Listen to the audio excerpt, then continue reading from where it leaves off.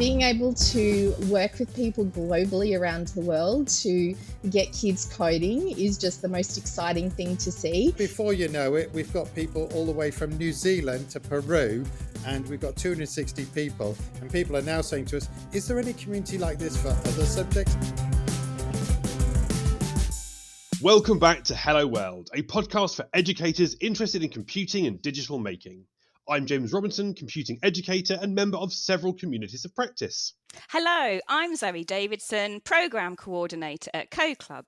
Building a thriving and authentic Code Club community is at the heart of what I do every day. This is why I'm excited to have a conversation with our guests on the role of computer science communities. As ever, we would really value your comments and feedback, which you can share at helloworld.cc/podcast feedback.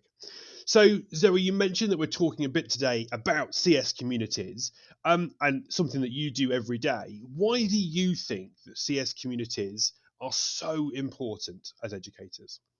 So, James, for me, a community network like the computer science community is a shared stage where we can all engage in two-way conversations, build relationships, gain support, and connect with people who share similar passions, just like what we're doing here with Hello World. That's why it's important. We all need a supportive space where we can go to and ask for advice, foster innovation, and share knowledge. Gain insights, or just celebrate that we've had, for example, an awesome Code Club session, or that you've got through your first week as a newly qualified teacher. James, what communities are you part of and what do you get from them? Well, I think I've been and am part of lots of communities over the time that I've been an educator. And I think there was a couple of things that you kind of mentioned that made me think, actually, we're a really small community or set of communities, and I think that's one of the reasons that the community is so important. As a computer science educator, and I realise I'm not answering your question at all here, Zoe. It's okay, I'll let you off. Okay, but as a computer science educator in a classroom, I was one of like one or two teachers in that school that did that job, and it can be quite isolating. And I think that is, no matter where I go in the world and talk to educators, that seems to be a recurring theme, that there is, like, you might be one person in a school trying to deliver computing or computer science. And so I think it is vital that we have connections with other people doing the same thing, so that we don't feel quite so isolated. We do have people that we can go to and share knowledge and develop innovation and develop our practice. Myself, the first community I think I was part of was probably CAS, which is Computing at School in the UK, and I was a member of that community. I led a local community for a little while, and now since then, since working at Raspberry Pi, the number of communities and the range of different people that I have access to is just phenomenal. So there's the existing CAS network. There's people at CSTA, which is a community in America.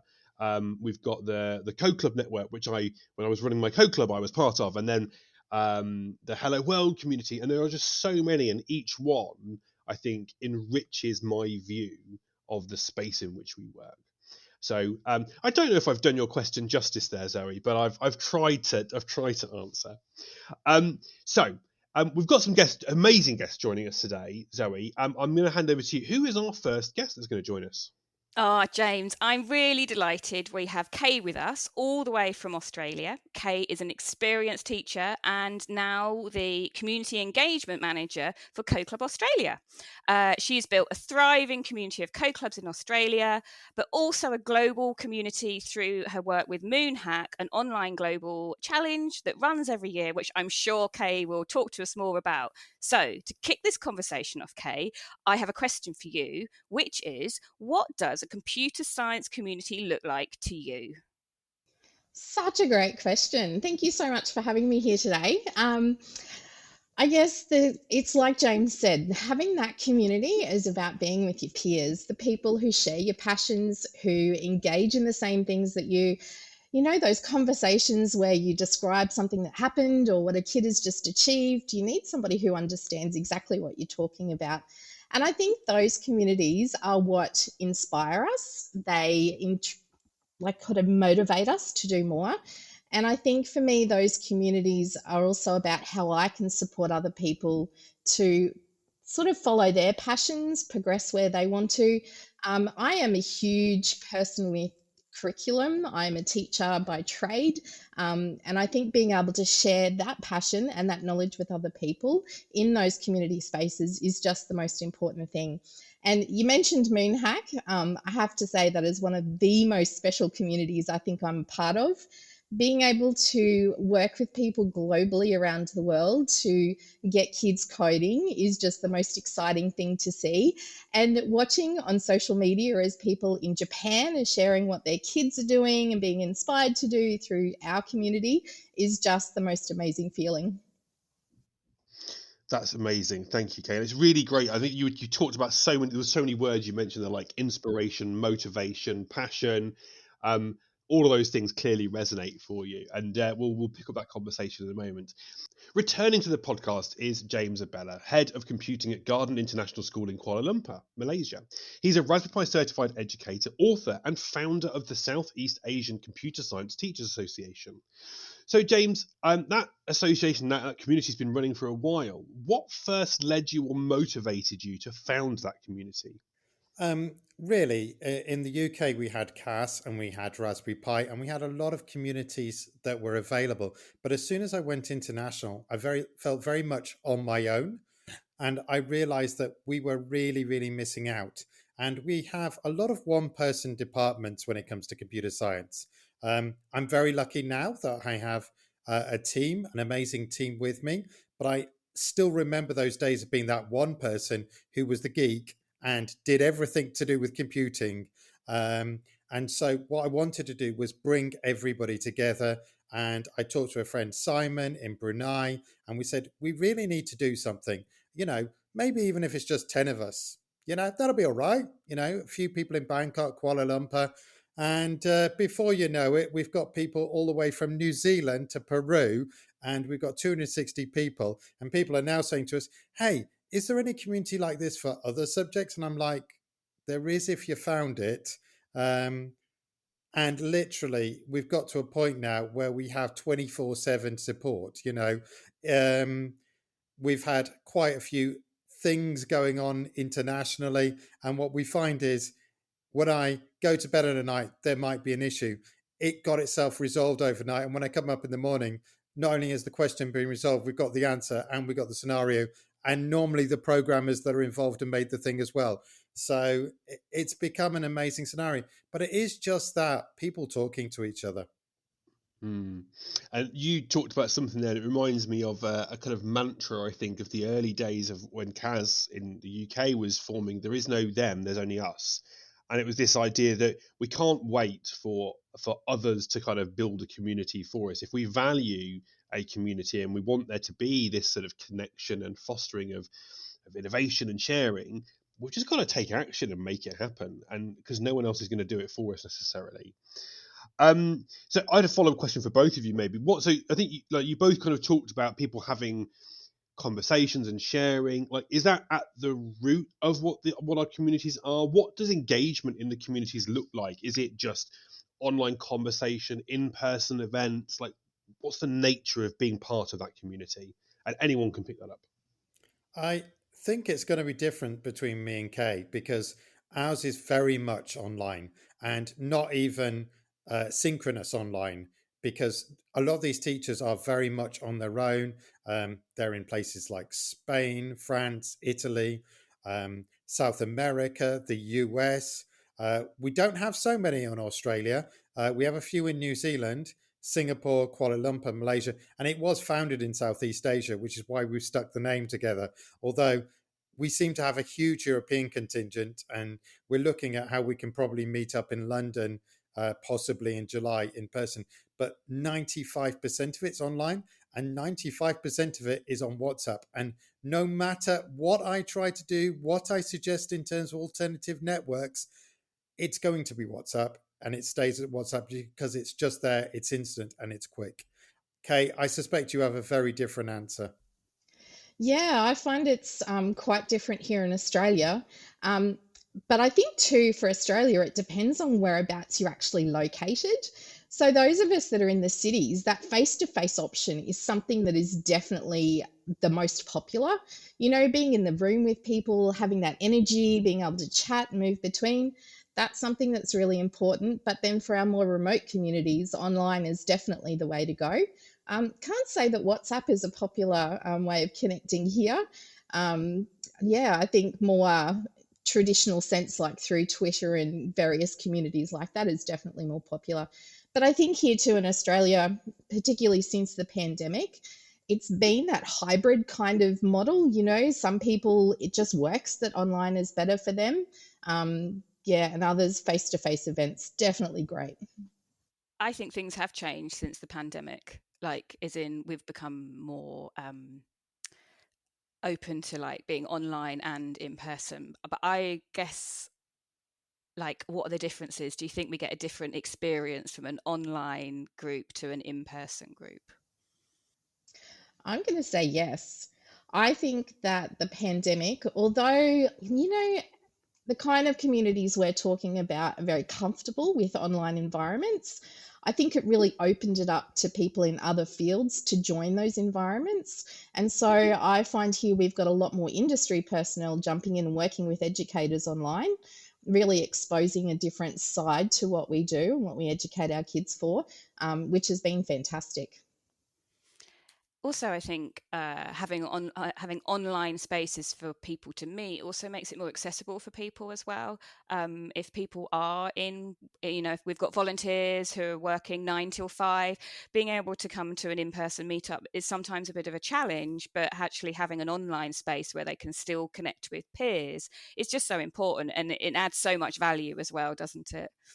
Yeah, because that's what happens is, you're planning your lessons when you're planning your lessons. And because we have a genuinely global connection, you can immediately ask that question and somebody's going to answer because it'll be convenient in somebody's time zone.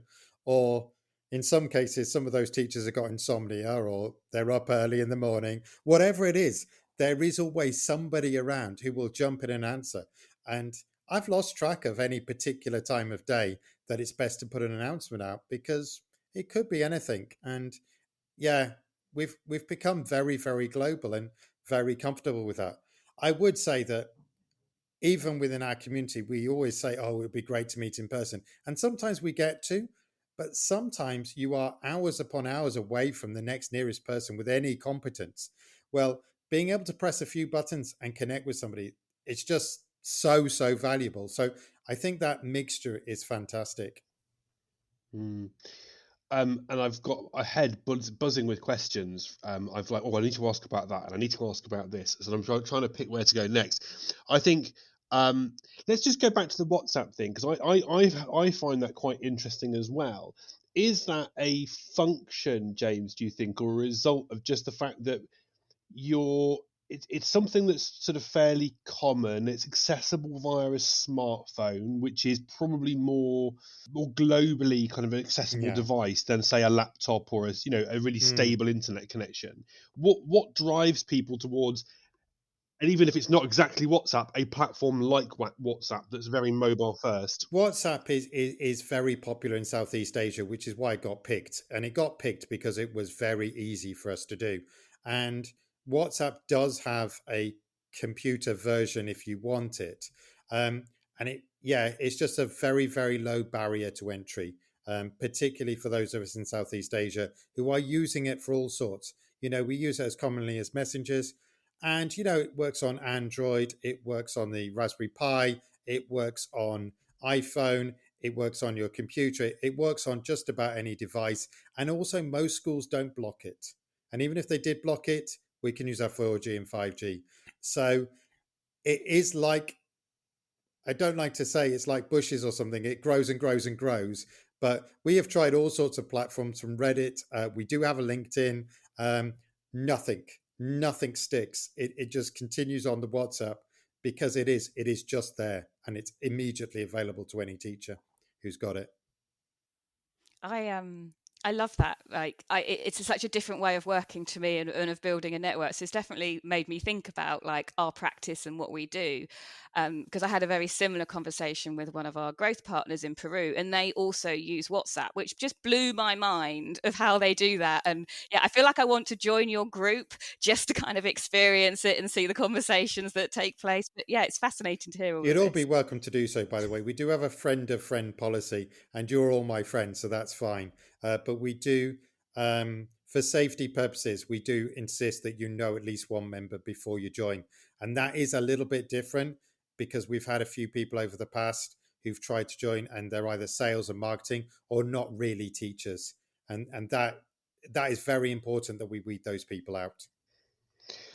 Then that kind of I had a question. It was sort of for Kay, but you've kind of touched upon that a little bit there, just in terms of the membership of the community. Because Kay, you seem to talk a little bit about like welcoming in kind of people outside of the sort of direct education sphere in terms of industry professionals and those kinds of things. And James, that it was more that this is more kind of reserved for teachers potentially. Like, how do we decide, like, yeah, who is part of this community, and what value do different voices kind of bring? And I'm going to go to Kay maybe first on that. Yeah, I think it completely depends on what the vision is and what the core values are of that community that you're a part of. So, the community I was talking about, where we've started inviting industry personnel in, it's all secondary or high school teachers who are teaching computer science. Many of them, like we've said before, are one person in a large school. They're the only person teaching that subject, but they need to understand and have that knowledge of these kids that are studying this subject. What does that lead to? What does the real world look like with a job with those skills? So it's important to bring that industry into that, to have those conversations, to create the posters about the jobs, to have them come and talk to the kids, to run sessions in classrooms and to do that. Whereas, my Code Club community and all of my wonderful network of volunteers, with those people, definitely wouldn't bring in industry personnel into that. It's, you're a registered member of our Code Club community. Here's our communication channels, and that might be the Facebook group, or it might be the email list or things like that. And then again, different communities, again, thinking about primary schools here. In Australia, our primary schools are so, I want to say, cotton wooled. They're really protected in the forms of, what we can access on the internet at a school. Teachers would definitely not get access to WhatsApp in the school environment. They can't even get access to Facebook. So we're still on email discussion lists with those people. And, you have to have a school email address to be accepted into that community. So, yeah, I think at the heart of it, it comes back to what's your vision, and that really determines who you need to invite into that group.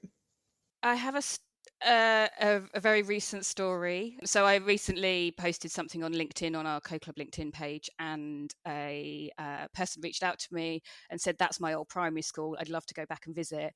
And we went, and then he went back to visit as a relatable role model, and he happens to work in the Formula One industry. And the kids it was unbelievable how much they connected what they'd been learning in Co-Club around inputs and outputs, and what that means in a car with the sensors. And I don't know if that's something that like would fit in this. It's just because it's so recent. I was like, what Kay just said, just like perfect. It almost kind of depends a little bit on what you're trying to get out of that community. And I think being open to opportunities when they arise, but also having principles and values that you stick to. And so, like in that situation, Zoe, if that individual had been coming in trying to sell something, that might have changed the nature, but they were coming in wanting to have a positive impact, and their interesting context in which they worked and their connection to the school, I think, helped build deliver a great experience for the learners. So yeah. James, what's your kind of perspective on this? Is the fact that you kind of keep it to teachers, is that a function, or is that due to what you're trying to do with the community? Yeah, I mean, the reason we do it is about teachers. And if we do have third-party contacts, we'll reach out to them via email and stuff. But what we don't want is people selling stuff, and you get a lot of people. And we have had to have words with some of our members who are trying to sell their product, which they are teachers, so they're allowed to be in there, but they're trying to oversell their product. And we do have a strict policy that you're allowed to suggest what you're talking about or you're making or stuff like that, but you're not allowed to try and sell a product. And having that clear division has been very helpful for us to keep the community together. But also, we have done things like negotiate prices on certain products to every member, and we have to keep them out to do that. So we always want to make sure that our communities are representative of the people who are part of them. How do we make sure that they're inclusive? How have you done that with the groups that you're part of, or that you've set up, James? So with CESTA, we have a steering committee.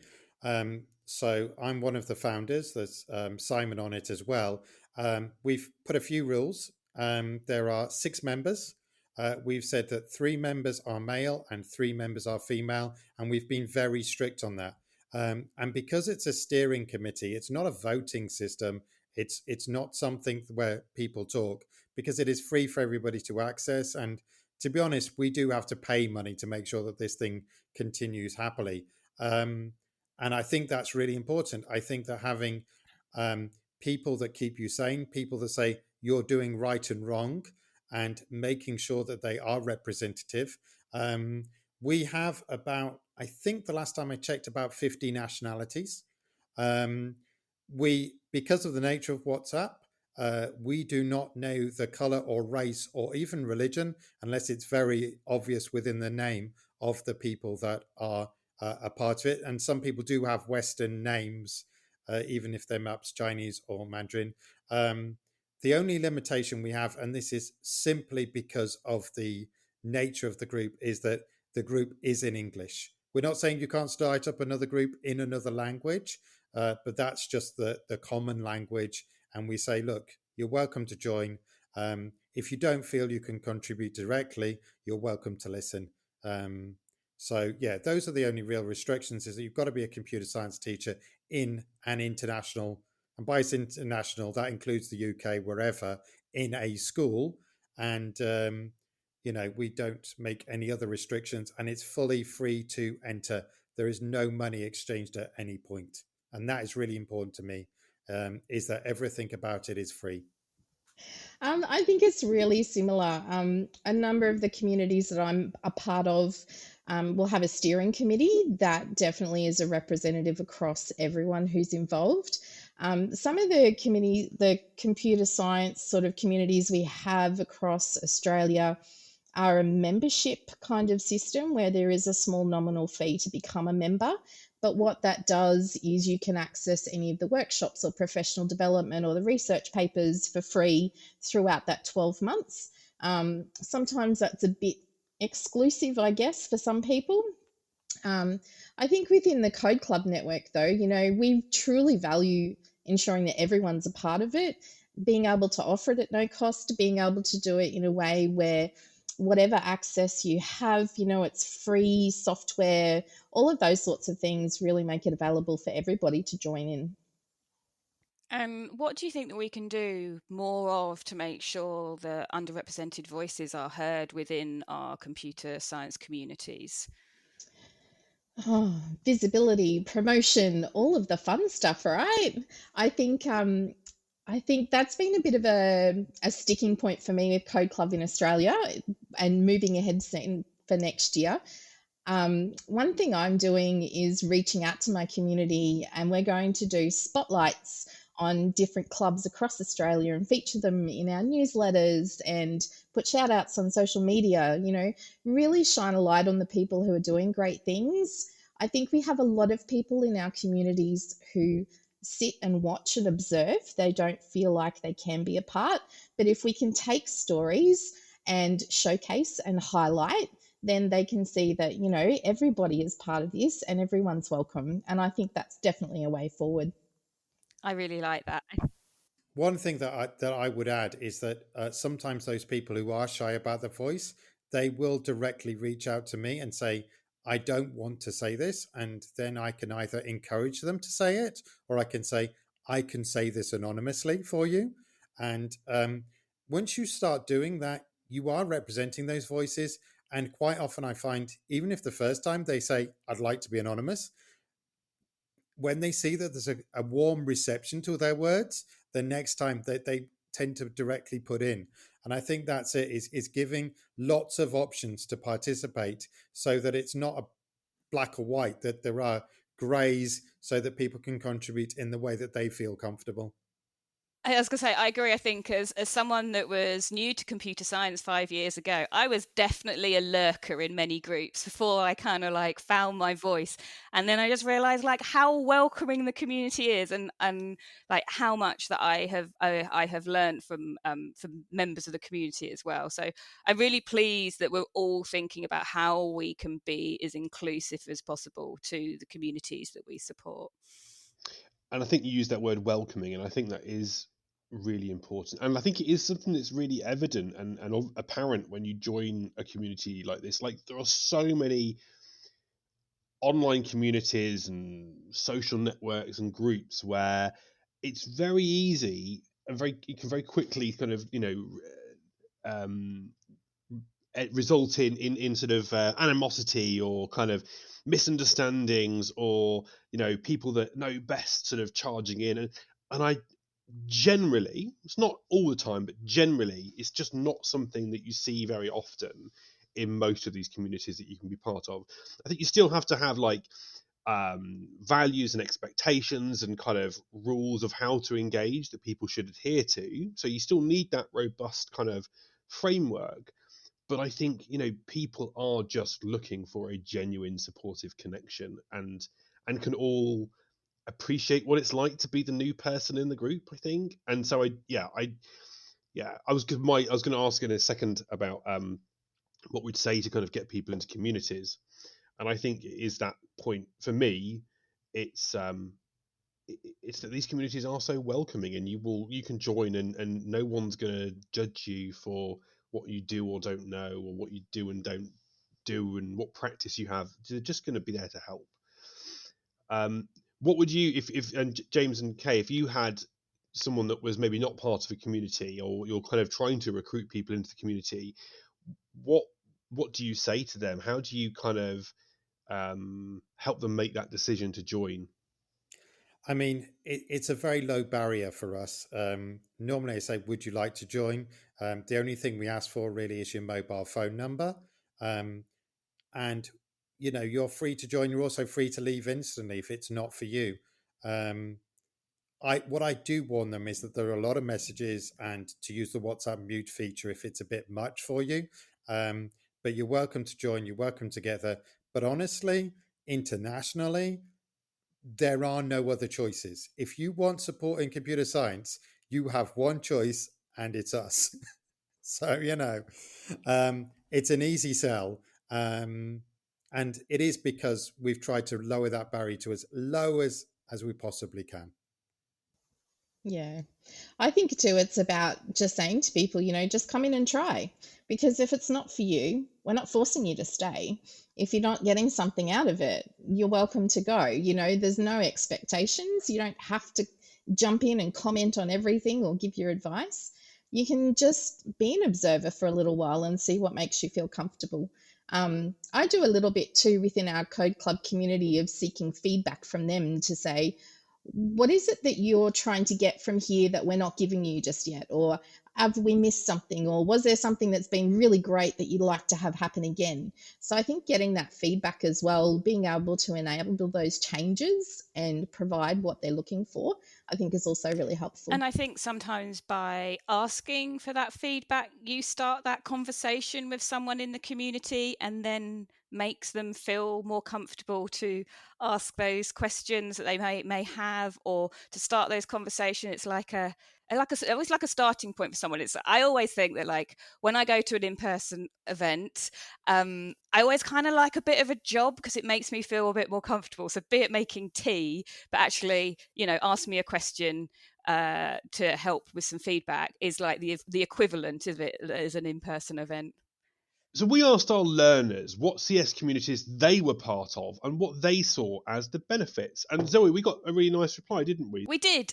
We heard from Yolanda, who is in America, and she is part of the Computer Science Teacher Association there. And she said that when she was the only person teaching computer science in her school, the resources that she found online were a total lifesaver to her, which I think is a brilliant example of how, that sense of community coming to help her when she needed that help.